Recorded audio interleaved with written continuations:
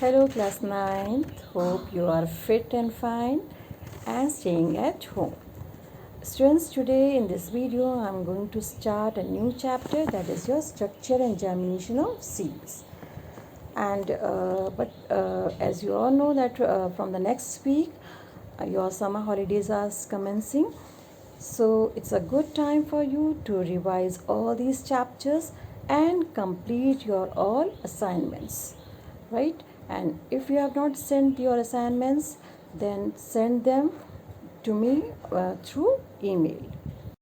In previous videos, we have already discussed about the structure of flower and different processes occurring in flower, that is your pollination and fertilization. And today we will discuss about the structure of seed, especially maize seed and bean seed. Let's start the chapter. As we all know that in the life of a flowering plant, seeds are very important structures as they help in the formation of new plants. So let's discuss the structure of seed. But before discussing the structure of seed, you should know about the fruit. So what is fruit? It is an enlarged ripened ovary and the ovarian wall forming the fruit wall enclosing the seed. So what is seed? It is a mature ovule after fertilization. It contains a tiny living plant, the embryo, which is developed from the fused sperm, nucleus and the egg. Now the embryo remains in a dormant state. Dormant state means inactive state until exposed to favorable conditions when it germinates. Means when dormant embryo get enough water, oxygen and suitable temperature, then it start germinating. The seeds also contains food materials for the nourishment of the embryo during germination. Actually, the embryo can withstand unfavorable conditions of temperature, that is your drought, etc. Even some seeds are known to remain dormant.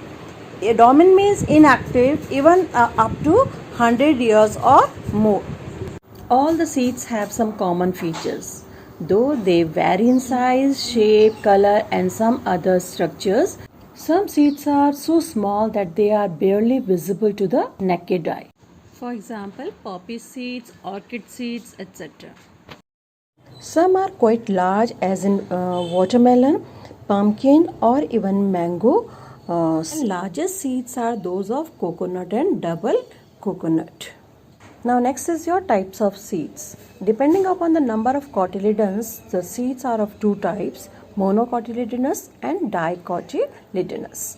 Now monocotyledonous seeds are the seeds which contain only one cotyledon, that is your one seed leaf. For example, maize, grasses, wheat, rice, etc. Right? And dicotyledonous seeds are the seeds which contain two cotyledons. For example, pea, gram, bean. These are what examples of dicotyledonous seeds. On the basis of endosperm, seeds are again classified into albuminous seeds and ex-albuminous seeds. So the question is, what is endosperm? Actually, endosperm is a part of seed which acts as a food store for the developing plant embryo. Actually, the seeds contain stored food material to be used during early development. And the food is stored either in the cotyledons or in a special food storage tissues, what they are called endosperm. So on the basis of endosperm, seeds are classified as, first is your albuminous, means the cotyledons are thin and membranous and endosperm persist. Or in simple way, the seeds which contain stored food in the endosperm are called albuminous seeds. Now there are two types of albuminous seeds are there, dicot albuminous seeds and monocot albuminous seeds. Examples of dicot albuminous seeds are poppy, custard apple and castor. While monocot albuminous seeds are cereals like rice, wheat, maize and millets like bajra, jowar, etc. and palm are the examples of monocotyledonous albuminous seeds. Now next are ex-albuminous seeds. These are the seeds in which food is stored in the cotyledons and contain no endosperm. and cotyledons become thick and fleshy. X-albuminous seeds are again divided into two types, dicot X-albuminous seeds and monocot X-albuminous seeds. Dicot X-albuminous seeds are examples gram, pea, mango, mustards. And examples of monocot X-albuminous seeds are Vaccinaria, orchids, Amorphophallus and Alisma. Right? Let's discuss the structure of a bean seed, which is a dicotyledonous X-albuminous seed. There are a number of different kinds of beans, such as broad bean, lima bean, French bean, rajma, etc. Right? But most of them are kidney shaped with a convex and concave side. Bean seed is surrounded by two seed coats that develop from the two integuments of the ovule. Now the outer layer is called what? Testa, and it is brownish in color. It protects the delicate inner parts of the seed from injury and attack of bacteria, fungi and insects. And the inner layer is called tegmen. It is a thin layer, inner layer lying next to the testa, and this also is a protective in nature. It is very firmly fused with the testa, and it is often very difficult to separate it from the testa. Now next part is hilum. Actually, it is a distinct whitish oval sphere on the concave side of the seed. It is the point or the spot where the ovule was attached to the ovary wall through the placenta. But when the seed become mature, then you can say it is a point from where the seed is attached to the pod with the help of a short stalk called funiculus. On maturity, the funiculus detaches and leaves behind this sphere. Tiny pore that is called micropyle is situated close to the hilum. Actually, in ovary, it marks the opening through which the pollen tube had entered the ovule, right? And micropyle serves two main functions. First is when soaked in water, when the seed is soaked in water, the seeds absorb water it mainly through this micropyle and make it available to the embryo for germination. Means, what is the function of micropyle? It helps in absorption of water. And second is it provides for the diffusion or exchange of respiratory gases for the growing embryo. So micropyle help in absorption of water as well as exchange of respiratory gases for the growing embryo. To study the internal structure of bean seed, it is soaked in water for few hours. The soaking makes the seed coat soft and easy to remove. On removing the seed coat, we find the embryo, and the embryo consists of following parts. First is your cotyledons. The bulk of embryo consists of two fleshy structures, but they are called cotyledons, and these store the food and provide nourishment to the developing embryo axis. The bean seed do not contain endosperm, that is why it is also called non-endospermic seed. Now next is embryo axis.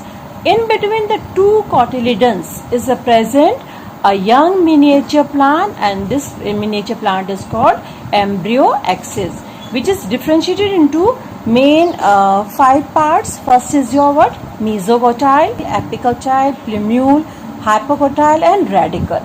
Okay, let's discuss these 5 parts. Now first is mesocotyle. What is mesocotyle? It is a part of the embryo axis where cotyledons are attached laterally. This part is called mesocotyle, right? Now next is second part is apicotyle. Apicotyle is the portion of the embryo axis between mesocotyle and the plumule. This part is called apicotyle. Third part is plumule. Now this one is plumule, and the feathery or leafy end of the embryo axis that later grows into shoot system is known as plumule, right? Now next is hypocotyle. Hypocotyle is a part of or portion of the embryo axis between mesocotyle and radicle, right? Now next is your what? Radicle. Radicle is the pointed lower end of the embryo axis that grows into root system of the plant. Next is your the maize grain. Now let's discuss the structure of maize grain. The maize grain is actually a fruit in which the fruit wall and the seed coat are fused together to form a protective layer. Therefore, we call such a fruit as grain. On one side of the grain occurs a small light colored oval area which marks the location of the embryo inside. And the remaining major part of the grain contains a large endosperm which is rich in starch. The endosperm and the embryonic part are separated from each other by a thin epithelial layer. Now endosperm, it forms the bulk of the grain and stores starch as reserve food material. And this food material is required for what? During the growth of the seed germination. The endosperm is surrounded by a special one cell thick layer that is called what? Aleurone layer, and it is rich in protein. Next is your what? Embryo. The embryo lies obliquely in the lower small part of maize grain and it consists of cotyledon. That is the maize grain contains a single papery shield shaped cotyledon which is called what? Scutellum. And the scutellum does not contain food. It is closely pressed against the endosperm. So who store food for the maize grain? That is your endosperm. Next is your plumule. It consists of growing tip of the shoot along with the few embryonic leaves, and it is covered by a conical cap or plumule shed, and that plumule set is called what? Coleoptile. So what is coleoptile? It is a protective conical cap on the plumule of maize grain is called what? Coleoptile. Next is your radicle. It lies at the base of the grain and is covered by a root cap. It is surrounded by a protective root set and what it is called? Coryza. So what is coryza? It is a protective set on the tip of radicle of maize grain. Some other examples of this type of grain are rice, wheat and oat. Let's discuss difference between bean seed and maize grain. Bean seed has two cotyledons while maize grain has one cotyledon. In bean seed no endosperm is there, while in maize grain there are large endosperm present. Bean seed has a large embryo while maize seed has a small embryo. In bean seed, plumule leaves are folded, while in maize seed, plumule leaves are rolled. And in bean seed, plumule is large, while in maize seed, plumule is very small. In bean seed, hilum and micropyle are visible, while in maize seed, hilum and micropyle are not visible.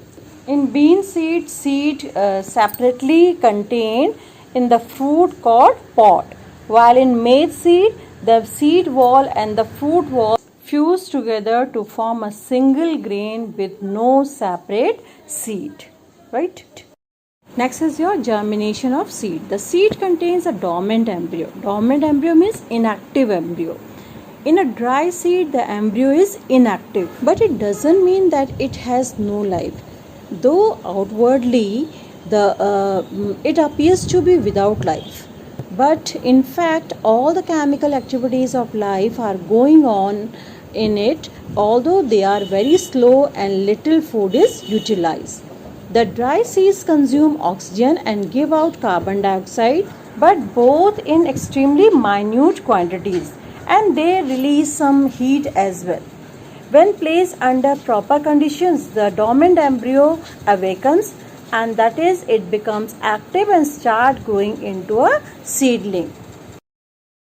And all the changes leading to the formation of a seedling are collectively called germination. So we can say that germination is the formation of a seedling developed from the embryo. A fresh seed from a plant normally does not germinate. Even if conditions for germination are favorable, and such seed are called what? Dormant seeds. So what is dormant seed? The seed which do not germinate even when provided with all the suitable conditions necessary for germination is called what? Dormant seed. And it must pass through a period of dormancy during which it undergoes physiological maturation. It is very important in overcoming the unfavorable conditions. It helps in the dispersal as well as storage of seeds. Okay, thank you children.